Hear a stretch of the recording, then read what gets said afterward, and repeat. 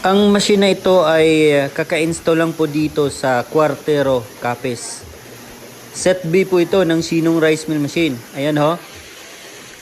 Dito po yung linis or paglilinis ng palay. Ito ay paddy cleaner na made in South Korea. Set B po ito ng Sinong Rice Mill Machine. Available na po kasi kaya ito, may nag-order agad at nagpapadeliver na po dito sa Capiz. So ito na po yung labasan niya. Sineseparate niyo po yung mga tulyapis, yung mga ipa, yung mga bato, yung mga impurities, yung mga basura, dumi, sineseparate niya po. Kaya dito, malinis na po yung palay na lalabas. Ayan o. Okay. So, papasok na rin dito sa Sinong Rice Mill Machine natin ang palay na malinis na galing sa paddy cleaner. O, di ba? Open na natin ito. Tingnan natin. O, di ba? Ano na 'yan? Malinis na, napakaganda po. Ano pa lang po 'yan ha, dehusker pa lang. Tapos dito, sasaluin ng elevator papaakyat and then dumaan sa sifter and then polisher and then ito na agad sa ating destoner. Malinis na po ang bigas, napakaganda. Yan. Nagde-deliver po pala kami mula Luzon, Visayas at Mindanao. Kailangan nyo lang po magpakabit ng 60 amperes na switch breaker bago dumating yung mga machine at technician. So yan, kinumpare po ni ma'am yung bigas doon sa unpolished rice at dito sa polished na rice. Alright? So yan yung palay, malinis na po. Napakalinis po talaga kapag dumaan sa paddy cleaner.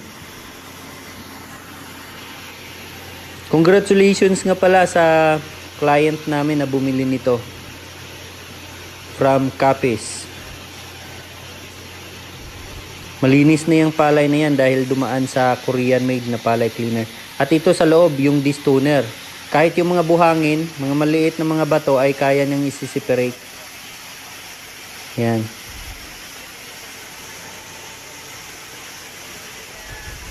Napakaganda po nito. So kung gusto nyo pong mag-order, order na po kayo. Tumawag na po kayo sa contact number na ibinigay namin dito. Libre na po yung installation. Ang babayaran nyo na lang po is delivery fee. At pwede na rin po COD. Yan. Yung broken rice nga pala, doon na nagsiseparate, minimix na lang ni sir kasi sayang daw. Pwede naman po, depende naman po yan sa inyo.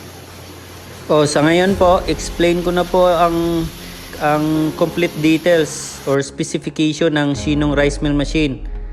Pagkatapos nyo po pinanood yung video, ito na po ang description ng machine. Sa totoo lang po, dahil malapit na po yung anihan, kahit portable lang po ito, maliit lang, pero napakaganda po itong simulan. 300 to 350 lang po kilograms per hour yung capacity niya na palay. May average na 66% recovery rate. Ibig sabihin po nito, sa 100 kilos na palay, 66 kilos po ang maging bigas, pero nakadepende pa rin po ito sa quality o variety ng palay. Kaya po kung pwede po, malinis po yung palay bago isalang sa machine. 5-in-1 na po ito. At electric motor drive po ito, di kuryente. 3.3 horsepower, 220 volts, equivalent sa 2.45 kilowatts. Kaya single phase lang, hindi na kailangan ng 3-phase transformer. Maganda rin po ang quality ng output na bigas. Pwede pambato sa merkado. Bukod sa destoner, sineseparate niya ang mga maliliit na mga bato. Less din po ang broken rice dahil urethane po ang gamit. Paano naman po ang installation? Free installation na nationwide. Kahit na plug and play lang po ito, meron po kaming technician na pupunta sa inyo. Ayan po. At paano naman po kapag mayroong problema yung machine? Pag-deliver po namin, bukod sa manual at videos, may technician po pupunta sa inyo. Meron po tayong after sales service support. Kapag po may problema, una in-evaluate muna namin kayo over the phone. At gaano naman po kalaki yung space na paglalagyan ng machine? Actually, 4 meters by 5 meters pwede na. Sapat na para sa set na ito. Depende na lang po sa inyo kung gaano kalaki ang ilalaan nyo dito. Ito po yung size ng machine. Ito po yung specification ng machine ha. Tandaan nyo po ang capacity ng machine mismo at ang elevator at ng palay cleaner. At meron din po itong 1-year warranty ang machine natin. Pwede nyo po ito i-post para basahin ang video. Okay? At Amtech test po ito. Pumasa po tayo sa criteria ng Amtech or Agricultural Machineries Testing and Evaluation Center.